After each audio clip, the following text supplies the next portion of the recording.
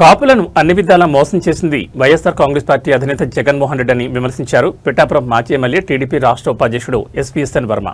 చంద్రబాబు కాపులకు ఇచ్చిన BC-F reservation హోదాను జగన్ రద్దు చేశారని మండిపడ్డారు. గత ప్రభుత్వంలో దళిత డ్రైవర్ వీధి సుబ్రహ్మణ్యం హత్య కేసులో జగన్ స్పందించారని ప్రశ్నించారు. కృష్ణలంక సాయికృష్ణ విషయంలో సీఎం చంద్రబాబు అన్ని విధాలా స్పందించారని తెలిపారు. కాపుల మధ్యలో చిచ్చుపెట్టేలా వైసీపీ కుట్రలు చేస్తుందన్నారు వర్మ.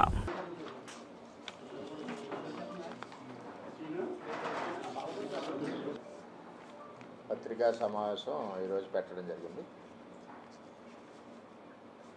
జగన్మోహన్ రెడ్డి గారికి ఒక అభద్రతా భావం ఏర్పడింది. ఎంచేదంటే జనసేన, టీడీపీ, బీజేపీ యొక్క కూటమి ఒక 15 ఏళ్ళ వరకు వదలదు. దానివల్ల మనకు అధికారం రాదన్నది ఒకటి.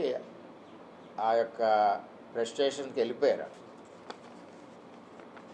అందులో భాగంగానే కులాల మీద, తర్వాత ఏదైనా పోలీస్ స్టేషన్లో చిన్న చిన్న కేసులు అవుతే వాటి మీద ఆయన స్పందిస్తూ ఉన్నారు. ముఖ్యంగా నేను తెలియజేసేది ఏంటంటే, ఒకసారి మనం మాట్లాడే ముందు 1924లో అనంతబాబు ఎమ్మెల్సీ కేసులో జగన్మోహన్ రెడ్డి గారు ఒక ఎస్సీ యువకుడిని మరి చంపేసినప్పుడు ఆ కేసులో ఏ విధమైన బాధ్యత తీసుకున్నారు? మీరు కనీసం ఆ కుటుంబాన్ని పరామర్శించడానికి వెళ్ళారా? కనీసం సీనియర్ ఆఫీసర్లు ఏమన్నా ఎంక్వైరీ కనీసం సిట్ వేసారా? వేయలేదు సరికదా. అప్పుడున్న అధికారుల మీద ఒత్తిడి పెట్టి మీరు కేసుని పక్కదోవ పెట్టించే విధంగా చేశారు. సుప్రీంకోర్టు చివాట్లు పెట్టింది ఆ కేసు మీద. దాంతో మీరు ఏ విధంగా ప్రవర్తించారో అర్థమైంది. చంద్రబాబు నాయుడు గారు వచ్చాక దాని మీద ఎంక్వైరీ చేయడం జరిగింది. దాని కన్సల్ట్ ఆఫీసర్స్ని సస్పెండ్ కూడా చేయడం జరిగింది. అది Chandrababu Naidu law and order కూటమి పరిపాలన అని చెప్పి తెలియజేస్తాం. ఇవాళ సాయికృష్ణ విషయానికి మీరంత పరుగుల మీద వెళ్ళిపోయారు బెంగళూరు నుంచి అనేసరికి అనుమానాలు చాలా ఉన్నాయి. ఆ కేసులో పోలీసు అధికారుల వెనకాల వైసీపీ హస్తం ఉందా అన్న అనుమానాలు ఎక్కువగా ఉన్నాయి. ఎందువల్లంటే వైసీపీ వాసనలతో ఇంకా పోలీసులు చాలామంది ఉన్నారు. ఇప్పుడు ఎలాగా గెలవలేము, ఏదో ఒక ఇన్సిడెంట్, పాలన సవ్యంగా జరుగుతుంది, కంపెనీలు వస్తున్నాయి, రాష్ట్రం అభివృద్ధి చెందుతుంది, డైవర్షన్ పాలిటిక్స్ చేయాలని ఒక దురుద్దేశంతో ఈ కార్యక్రమం జరిగిందన్న అనుమానాలు ఉన్నాయి. దీని మీద ఆల్రెడీ సిట్ ఉంది కాబట్టి ఎంక్వైరీ చేస్తుంది. ఎంక్వైరీ చేసి దాని మీద తగిన చర్యలు. ఇక్కడ అర్థం చేసుకోవాల్సిన ప్రజలు ఏంటంటే, ఎమ్మెల్సీ అనంతబాబు కేసులో ముఖ్యమంత్రి ఏ రోజు కూడా వెళ్ళి పరామర్శించలేదు.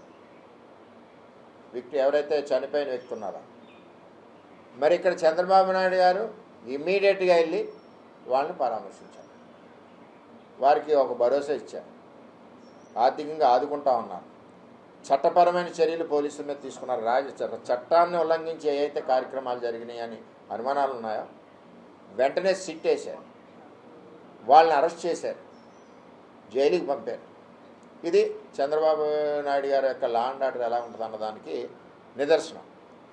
దీనికి మీరు అంత త్వరగా పరుగుల మీద వెళ్ళిపోయారంటే బోల్డ్ అనుమానాలు వస్తున్నాయి. వెనకాల వైసీపీ హస్తం ఉందా ఈ కార్యక్రమం వెనకాల?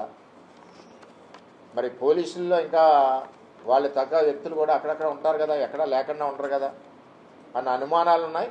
ఆ అనుమానాలు కూడా ఈ దర్యాప్తులో తేలుతాయని చెప్పి నేను తెలియజేస్తున్నాను. అంతేగాని ఇష్టం వచ్చినట్టు వాళ్ళని పలకరించలేదు, వీళ్ళు కులాలు అంటగట్టడం, అదే అంటగట్టడం. కులాలు ఏంటండి? కులాలు అన్నది ఈ రాష్ట్రం అంతా ఒకటే కులం, ఆంధ్రప్రదేశ్ రాష్ట్ర ప్రజలు. సరే, ఈ విధంగా సాయికృష్ణ కేసు మీద మీరు మాట్లాడే విధానాలు ప్రజలు అర్థం చేసుకుంటున్నారు. ఎందుకంటే ప్రభుత్వం దాని పని ఏది చేయాలో కఠినంగా చేసింది. చంద్రబాబు నాయుడు గారు కఠినమైన చర్యలు తీసుకున్నారు, సిట్ని వేశారు, సస్పెండ్ చేశారు, కేసులు పెట్టారు, ఎఫ్ఐఆర్ చేశారు, జైలుకి పంపించారు. కుటుంబాన్ని ఆర్థికంగా ఆదుకుంటామని ఇంటికి వెళ్ళి స్వయంగా చంద్రబాబు నాయుడు గారు హామీ ఇచ్చారు. ప్రజలు గమనిస్తూ ఉన్నారు. మీ కుట్రలు ఏమీ నడిచి వ్యవహారం కాదు.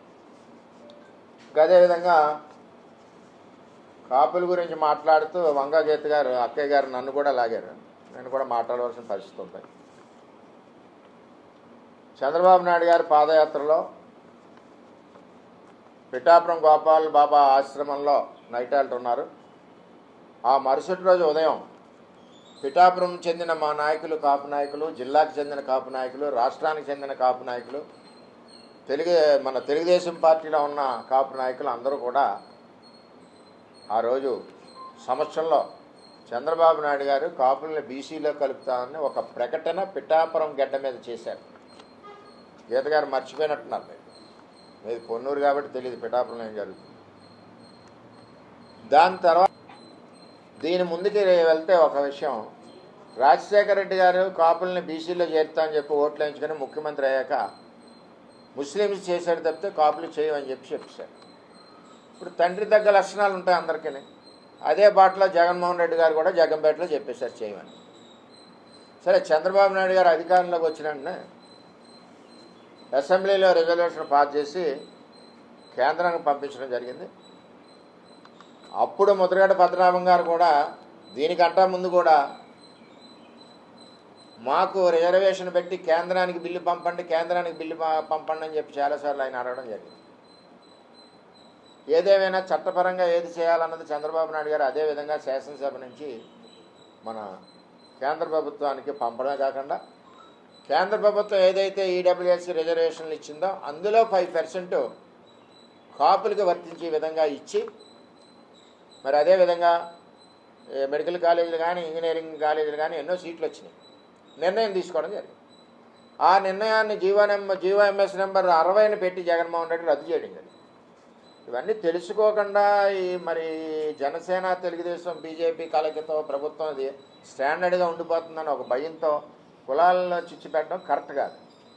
దీన్ని బట్టి కాపులను నష్టపరిచింది ఎవరు? జగన్మోహన్ రెడ్డి. కాపులకి లాభం చేర్చింది ఎవరు? తెలుగుదేశం పార్టీ, చంద్రబాబు నాయుడు. అంటే ఎన్నో సంవత్సరాల నుంచి పెండింగ్ ఉన్న ఇష్యూ, కాసు బ్రహ్మానందరెడ్డి గారి నుంచి పెండింగ్ ఉన్న ఇష్యూని చంద్రబాబు నాయుడు గారు భుజాలను వేసుకుని ప్రభుత్వం వచ్చాక మళ్ళీ కాపు కార్పొరేషన్ ద్వారా ఎంతోమంది యువకులకి 2 లక్షల లోన్లు ఇచ్చి విదేశీ విద్యకు పంపించి చేశారు. ఇవన్నీ మర్చిపోతే ఎలాగా? ప్రజల మనసులో ఉన్నాయి. ఇవన్నీ పక్క పెట్టేసి మీరేమిచ్చారు? ₹1 ఇవ్వలేదు 5 సంవత్సరాల్లో. కంబైన్డ్ స్కీమ్లో ప్రతి కులం ఉంటుంది. ఇవాళ బీసీ కార్పొరేషన్ ఇచ్చామనుకోండి, అందులో వేవర్స్ వస్తారు, చెట్టుబల్జీలు వస్తారు, గొల్లలు వస్తారు, రకరకాల బీసీలో ఉన్న అన్ని వర్గాలు వస్తాయి.